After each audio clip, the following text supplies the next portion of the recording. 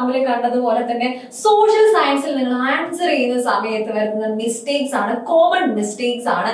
And അത് നമുക്ക് ഇങ്ങനെ എന്ത് ചെയ്യാം, സോൾവ് ചെയ്യാം. എന്നിട്ട് നല്ല അടിപൊളിയായിട്ട് നമ്മുടെ ആൻസേഴ്സ് പ്രസന്റ് ചെയ്ത് ടോപ്പ് മാർക്ക് ഇങ്ങനെ സ്കോർ ചെയ്യാമെന്നാണ് ഇന്നത്തെ വീഡിയോ ഡിസ്കസ് ചെയ്യാൻ പോകുന്നത്. സോ നമുക്ക് ആദ്യമായിട്ട് വരുന്ന ഒരു മിസ്റ്റേക്ക് ആണ്, നമ്മൾ എന്ത് ചെയ്യാറുണ്ട് എപ്പോഴും അല്ലെ, യെസ്, ചെയ്യേണ്ട സമയത്ത് ആൻസർ ചെയ്യേണ്ട സമയത്ത് writing lengthy paragraphs without proper structure. നമ്മൾ ആൻസർ ചെയ്യുന്ന സമയത്ത് ഒരുപാട് വാരി വലിച്ചങ്ങ് എഴുതും, ഒരു സ്ട്രക്ചർ ഇല്ലാതെ അല്ലെ, ആവശ്യമില്ലാത്ത സ്ഥലത്ത് യെസ് ആവശ്യമില്ലാത്ത കാര്യങ്ങളൊക്കെ അല്ലെങ്കിൽ വേണ്ട സ്ഥലത്ത് വേണ്ടാത്ത കാര്യങ്ങളൊക്കെ കൊണ്ടുവച്ച് എഴുതും. ഓക്കെ, അതായത് റൈറ്റിംഗ് ലോങ് അൺസ്ട്രക്ചേർഡ് ആൻസേഴ്സ്, നമ്മൾ ആവശ്യമില്ലാതെ ലെങ്തി ആൻസേഴ്സ് എന്ത് ചെയ്യുന്നുണ്ട്, ആവശ്യമില്ലാത്ത സ്ഥലങ്ങളെല്ലാം എഴുതുന്നുണ്ട്. ഓക്കെ, ഈ മിസ്റ്റേക്ക് നമുക്ക് എങ്ങനെ എന്ത് ചെയ്യാം, എങ്ങനെ സോൾവ് ചെയ്യാം? ഇതിന്റെ സൊല്യൂഷൻ എന്ന് പറയുന്നത് നമുക്ക് ചെയ്യാൻ പറ്റുന്ന കാര്യമാണ് ലോങ് അല്ലെ വാരി വലിച്ച് എഴുതുന്നതിന് പകരം പോയിന്റ് വൈസ് ആയിട്ട് കൃത്യമായിട്ട് സ്ട്രക്ചേർഡ് ആയിട്ടുള്ള ഒരു ആൻസർ നിങ്ങൾ എന്ത് ചെയ്യുക, പ്രസന്റ് ചെയ്യുക അല്ലെ. Use point wise format. Even 3 മാർക്സിനാണെങ്കിലും 5 മാർക്സിനാണെങ്കിലും ഓക്കെ, നമുക്കറിയാം ഒരു ലൈക്ക് ഒരു ഷോർട്ട് ആൻസർ അല്ലെങ്കിൽ ലോങ് ആൻസർ ടൈപ്പ് ക്വസ്റ്റ്യൻ ആണെങ്കിൽ പോയിന്റ് വൈസ് ആയിട്ട് നമ്മൾ എന്ത് ചെയ്യാം, ആൻസർ ചെയ്യാൻ ട്രൈ ചെയ്യാം. എങ്ങനെയാണ് ഇതിനൊരു സ്ട്രക്ചർ വരേണ്ടത്? അതിന് ആദ്യം വരുന്നത് ഒരു ഇൻട്രോഡക്ടറി ലൈൻ ആയിരിക്കും. ഓക്കെ, ആദ്യത്തെ പോയിന്റ് എന്ന് പറയുന്നത് യെസ് ഒരു ഇൻട്രോഡക്ടറി ലൈൻ ആയിരിക്കും. നിങ്ങൾക്ക് ബുള്ളറ്റ്സ് യൂസ് ചെയ്യാം അല്ലെങ്കിൽ ആരോസ് യൂസ് ചെയ്യാം. ആൻഡ് സെക്കൻഡ് വൺ എന്ന് പറയുന്നത് ലിസ്റ്റ് പോയിന്റ്സ് ആയിരിക്കും അല്ലെ, അതിന്റെ ഒരു ബോഡിയിൽ വരുന്ന അല്ലെ എന്താണ് കോണ്ടന്റ് ആയിരിക്കും. ഓക്കെ, യെസ്, അത് 1-2 പോയിന്റ്സ് നിങ്ങൾക്ക് എഴുതാം. ആൻഡ് അടുത്തെന്ന് പറയുന്ന ഒരു യെസ് കൺക്ലൂഡ് ചെയ്തല്ലേ, എൻഡ് വിത്ത് കൺക്ലൂഷൻ ആയിരിക്കും ലാസ്റ്റ് പോയിന്റ് എന്ന് പറയുന്നത്. അപ്പൊ പോയിന്റ് വൈസ് ആയിട്ട് വെൽ സ്ട്രക്ചേർഡ് ആയിട്ട് എന്ത് ചെയ്യണം, നിങ്ങൾ ഇതുപോലെ ആൻസർ ചെയ്യണം അല്ലെ. അത് മാത്രമല്ല ഇങ്ങനെ യെസ് പോയിന്റ് വൈസ് ആയിട്ട് എഴുതിയാലോ നിങ്ങൾ എന്ത് ചെയ്യണം, ഇമ്പോർട്ടന്റ് ആയിട്ടുള്ള കീവേഡ്സ്, ഡേറ്റ്സ്, പ്ലേസിന്റെ നെയിംസ് ഒക്കെ ഉണ്ടല്ലോ, ഇതൊക്കെ അണ്ടർലൈൻ ചെയ്തിരിക്കണം അല്ലെ. എന്തുകൊണ്ടാണ് അണ്ടർലൈൻ ചെയ്യണം എന്ന് പറയുന്നത്? ഇത് വാലിഡേറ്റ് ചെയ്യുന്ന അല്ലെ എക്സാമിന് എക്സാമിനേഴ്സിന്റെ അറ്റൻഷൻ എന്ത് ചെയ്യണം, നമ്മള് ഇതിലേക്ക് കൊണ്ടുവരണം. ഈ കുട്ടി എല്ലാം അണ്ടർലൈൻ ചെയ്തിട്ടുണ്ട്. ഓക്കെ, അപ്പൊ അവർക്ക് പെട്ടെന്ന് എന്ത് ചെയ്യാൻ പറ്റും, യെസ് ഇതൊക്കെ കറക്റ്റ് ആയിട്ട് എഴുതിയിട്ടുണ്ടെന്ന് മനസ്സിലാക്കാൻ പറ്റും. അപ്പൊ നിങ്ങൾ ഈ ഒരു മിസ്റ്റേക്ക് ഒഴിവാക്കി കഴിഞ്ഞാൽ നിങ്ങൾക്ക് ടോപ്പ് സ്കോർ ചെയ്യാനുള്ള സോഷ്യൽ സയൻസിൽ ടോപ്പ് സ്കോർ കിട്ടാനുള്ള ചാൻസ് കൂടുതലാണ്. ആൻഡ് അടുത്തൊരു പ്രശ്നം എന്ന് പറയുന്നത് ignoring keywords and key phrases ആണ്. അതായത് നമ്മൾ നന്നായിട്ട് പോയിന്റ് വൈസ് ഒക്കെ ആയിട്ട് എഴുതും, ബട്ട് ചില സമയങ്ങളിൽ എന്ത് പറ്റാറുണ്ട്, നമുക്ക് ആക്സിഡന്റലി ഓക്കെ, ചിലപ്പോൾ ഇന്റൻഷനലി തന്നെ ചെയ്യാറുണ്ട്, ചില ആൾക്കാർ അറിയാതെ ചെയ്തു പോകാറുണ്ട്. നമ്മൾ എന്ത് ചെയ്യാറുണ്ട്, കീവേഡ്സ് ആൻഡ് കീ ഫ്രേസസ് എന്ത് ചെയ്യും, ഇഗ്നോർ ചെയ്ത് കളയും. ഓക്കെ, അതായത് റൈറ്റിംഗ് ജനറിക് ആൻസേഴ്സ് വിത്ത് ഇമ്പോർട്ടന്റ് ടേംസ്, അതായത് കാഷ്വൽ വേർഡ്സ് ഒക്കെ വെച്ച് എഴുതി കളയും. സോഷ്യൽ സയൻസിൽ ഇമ്പോർട്ടന്റ് ആയിട്ടുള്ള ചില ടേംസും കാര്യങ്ങളൊക്കെ ഉണ്ടാവും, അതിന് പകരം നമ്മൾ എന്ത് ചെയ്യും, നോർമൽ കാര്യങ്ങൾ വെച്ച് എഴുതും. അങ്ങനെ എഴുതാൻ പാടില്ല. ഓക്കെ, ഇമ്പോർട്ടന്റ് ആയിട്ടുള്ള ആ സ്പെസിഫിക് വേർഡ് വരേണ്ട സ്ഥലത്ത് അത് തന്നെ വരണം. ഓക്കെ, അത് നിങ്ങൾ കുറച്ചുകൂടെ നിങ്ങൾക്ക് മാർക്ക് കൂട്ടാനുള്ള ചാൻസ് കൂടും. ഓക്കെ, അപ്പൊ അതിനൊരു സൊല്യൂഷൻ എന്ന് പറയുന്നത് ഒന്നാമത്തത് identify keywords from the text book and include dum. എന്തൊക്കെയാണ് ഇമ്പോർട്ടന്റ് ആയിട്ടുള്ള കീവേഡ്സ് നിങ്ങൾക്ക് മനസ്സിലാവണമെങ്കിൽ ടെക്സ്റ്റ് ബുക്ക് നന്നായിട്ട് വായിച്ചിരിക്കണം. ഓക്കെ, ടെക്സ്റ്റ് ബുക്ക് വായിച്ചു കഴിഞ്ഞാൽ തന്നെ ഓക്കെ, നമ്മൾ ചാപ്റ്റർ വായിക്കുന്ന സമയത്ത് ഒരു ടെക്സ്റ്റ് ബുക്ക് വായിച്ചു കഴിഞ്ഞാൽ തന്നെ ഫോർ എക്സാമ്പിൾ എന്താണ് പ്രൈവറ്റൈസേഷൻ, അർബനൈസേഷൻ, ഇങ്ങനെ പോലെയുള്ള ഒരുപാട് കീവേഡ്സും കാര്യങ്ങളും ഒക്കെ ഉണ്ട്. ഇതൊക്കെ നമുക്ക് ഈ ഒരു ടേമും കാര്യങ്ങളൊക്കെ നിങ്ങൾക്ക് കിട്ടണമെങ്കിൽ ടെക്സ്റ്റ് ബുക്ക് വായിക്കണം. ഫോർ എക്സാമ്പിൾ ഡിസ്ഗ്യൂസ്ഡ് അൺഎംപ്ലോയ്മെന്റ്, ആ ഒരു ടേം കറക്റ്റ് കിട്ടണമെങ്കിൽ അതൊരു കീവേഡ് ആണ്. ഓക്കെ, അത് അങ്ങനെ തന്നെ വായിക്കണം, അങ്ങനെ തന്നെ നിങ്ങൾ ഗ്രാസ്പ് ചെയ്യണം. ആൻഡ് അടുത്തത് for example answering about democracy. Okay, ഡെമോക്രസിനെ പറ്റി നമ്മൾ ഒരു ആൻസർ ചെയ്യുന്ന സമയത്ത് use words like participation, yes participation, accountability, representation, ഒക്കെ എന്താണ് കീവേഡ്സ് ആണ്. ഓക്കെ, അപ്പൊ ഈ കാര്യങ്ങളൊക്കെ അങ്ങനെ തന്നെ എഴുതണം. ഇതിന് നമ്മൾ യെസ് വേറെ എന്താണ് യെസ് വേറെ വേർഡ്സ് ഒന്നും യൂസ് ചെയ്തിട്ട് കാര്യമില്ല. ഈ വേർഡ്സ് ഒക്കെ നിങ്ങൾ എന്ത് ചെയ്യണം, അങ്ങനെ തന്നെ എഴുതിയിരിക്കണം. ഓക്കെ, അത് മാത്രമല്ല ഈ കീവേഡ്സ് നമ്മൾ തൊട്ട് മുന്നേ പറഞ്ഞാണ് പോയിന്റ് വൈസ് എഴുതുന്ന സമയത്ത് യെസ് അണ്ടർലൈൻ ചെയ്യണം അല്ലെ. ഈ കീവേഡ്സ് ഒക്കെ നമ്മൾ എന്ത് ചെയ്യണം, അണ്ടർലൈൻ അല്ലെങ്കിൽ ഹൈലൈറ്റ് ചെയ്യണം. ഓക്കെ, ഹൈലൈറ്റ് ചെയ്യണം. ഓക്കെ, അപ്പൊ രണ്ടാമത്തെ മിസ്റ്റേക്ക് നമുക്ക് ഇങ്ങനെയാണ് സോൾവ് ചെയ്യാൻ പറ്റുക. ഇനി അടുത്തൊരു മിസ്റ്റേക്ക് ആണ് നമ്മൾ എപ്പോഴും വരുന്ന ഒരു common mistake, not writing according to the mark allotted അല്ലെ. 1 മാർക്കിന്റെ ക്വസ്റ്റ്യൻ നമ്മൾ വാരി വലിച്ചെഴുതും, 2 മാർക്കിന്റെ 3 മാർക്കിന്റെ 3 മാർക്സ് 4 മാർക്സിനുള്ള ലോങ് ആൻസർ ടൈപ്പ് ക്വസ്റ്റ്യൻ നമ്മൾ എന്ത് ചെയ്യില്ല, ഒരുപാട് എഴുതില്ല. അങ്ങനത്തെ മിസ്റ്റേക്ക് പലരും വരുത്താറുണ്ട്. ഓക്കെ, ഇതെന്ന് പറയുന്നത് നമ്മൾ ടൈമിനെയും ഒരുപാട് കൺസ്യൂം ചെയ്യാറുണ്ട് അല്ലെ. യെസ്, അപ്പൊ ഇത് നമുക്ക് എങ്ങനെ സൊല്യൂഷൻ, എന്താണ് ഇതിനുള്ള സൊല്യൂഷൻ എന്ന് പറയുന്നത്? Yes, writing too much for 1 mark അല്ലെ. 1 മാർക്ക് നമ്മൾ വാരി വലിച്ചെഴുതുന്നതിന് പകരം എന്ത് ചെയ്യുക, 1 മാർക്ക് ഇൻ 1 ലൈൻ ആൻസർ മതി. 1 മാർക്കിന് ഒറ്റ ലൈൻ നിങ്ങൾ ആൻസർ എഴുതിയാൽ മതി. അപ്പൊ 3 മാർക്സിന്റെ ഒരു ക്വസ്റ്റ്യനോ 3 മാർക്സിന് നിങ്ങൾക്ക് 3 പോയിന്റ്സ് ഇമ്പോർട്ടന്റ് ആയിട്ടുള്ള ആൻസർ ചെയ്യാൻ പറ്റിയ 3 ഇമ്പോർട്ടന്റ് പോയിന്റ്സ് എന്ത് ചെയ്യുക, 3 വാലിഡ് പോയിന്റ്സ് നിങ്ങൾക്ക് എഴുതാം. And 5 മാർക്സിനാണെങ്കിൽ 5 to 6. ഓക്കെ, 5 to 6 വരെ നിങ്ങൾക്ക് എന്ത് ചെയ്യാം, കൃത്യമായിട്ട് എക്സ്പ്ലെയിൻ ചെയ്യുന്ന രീതിയിൽ 5 to 6 പോയിന്റ്സ് ഇൻക്ലൂഡ് ചെയ്യാം. ഓക്കെ, ആൻഡ് അത് മാത്രമല്ല നിങ്ങൾ ഓർത്തിരിക്കണം വേർഡ് ലിമിറ്റ് അല്ലേ.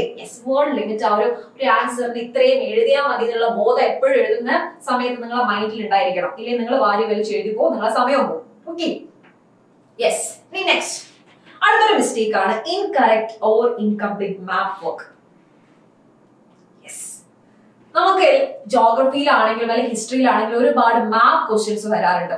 ഓക്കെ, അപ്പൊ ഈ മാപ്പ് ക്വസ്റ്റ്യൻസ് വരുന്ന സമയത്ത് എല്ലാവരും ഇതിന്റെ ഒരു question answer may be previous year ക്വസ്റ്റ്യൻസും അല്ലെ ഓരോ കാര്യങ്ങളൊക്കെ റെഫർ ചെയ്ത് ഒരുപാട് സോഴ്സ് ഒക്കെ റെഫർ ചെയ്ത് ക്വസ്റ്റ്യൻ ആൻസർ നമ്മൾ പഠിക്കും അല്ലെ. ഇത് മാർക്ക് ചെയ്യാൻ പലപ്പോഴും ആൾക്കാർക്ക് അറിയാതെ പോകും.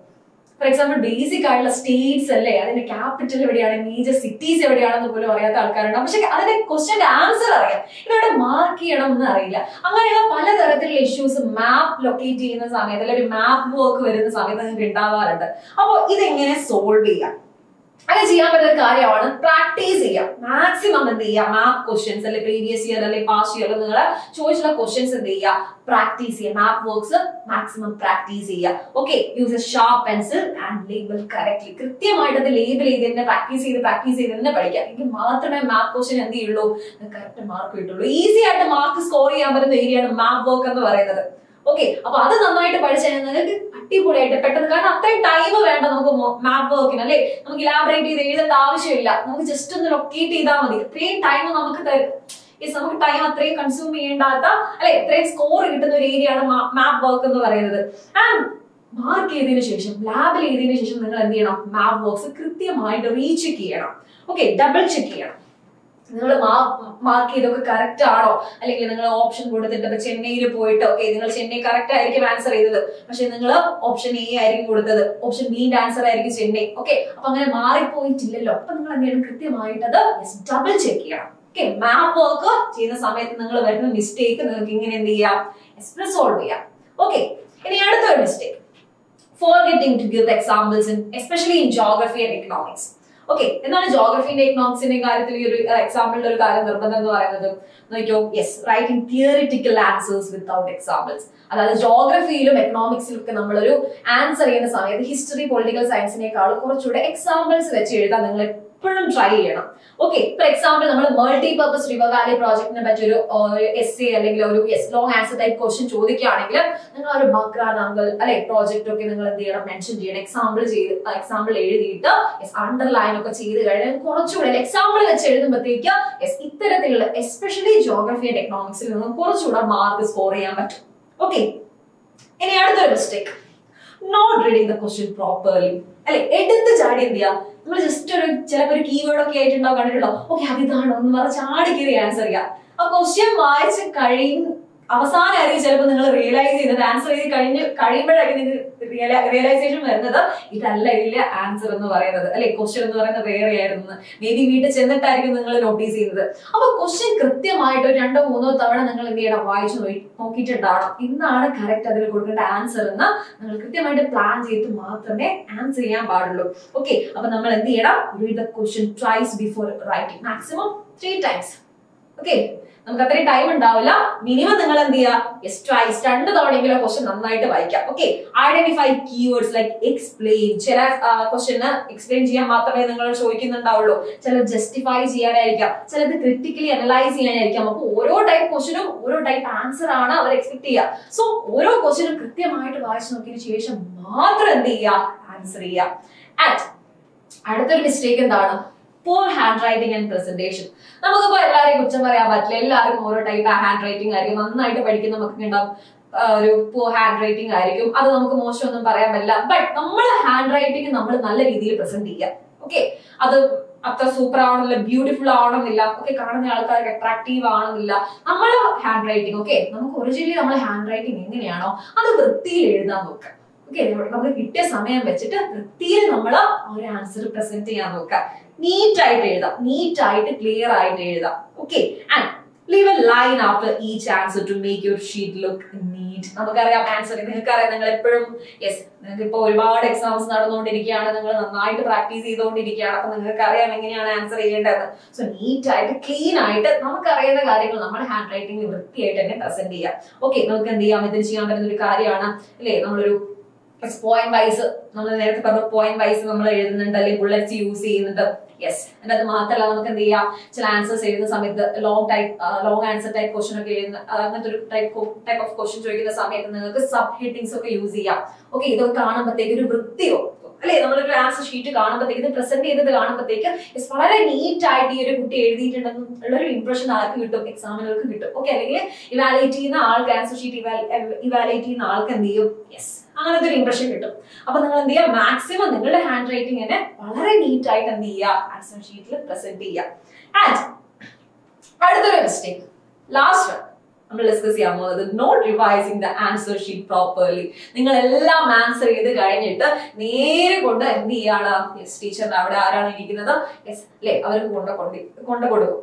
അങ്ങനെ ചെയ്യാൻ പാടുണ്ടോ? ഇല്ല. നമ്മൾ ചെയ്യേണ്ട കാര്യം എന്ന് പറയുന്നത്, യെസ്, എല്ലാ ക്വസ്റ്റ്യനും ആൻസർ ചെയ്തിട്ടുണ്ടോ, കൃത്യമായിട്ട് കീവേഡ്സ് അണ്ടർലൈൻ ചെയ്തിട്ടുണ്ടോ, അല്ലെ, ഹെഡിങ്സ് കൊടുത്തിട്ടുണ്ടോ, പോയിന്റ്സ് മാർക്ക് ചെയ്തിട്ടുണ്ടോ, ബുള്ളറ്റ്സ് മാർക്ക് ചെയ്തിട്ടുണ്ടോ, ആൻഡ് എല്ലാ കാര്യങ്ങളും എഴുതിയിട്ടുണ്ടോ, ഇതൊക്കെ റിവൈസ് ചെയ്തിട്ട് മാത്രമേ നിങ്ങൾ ആൻസർ ഷീറ്റ് സബ്മിറ്റ് ചെയ്യാൻ പാടുള്ളൂ.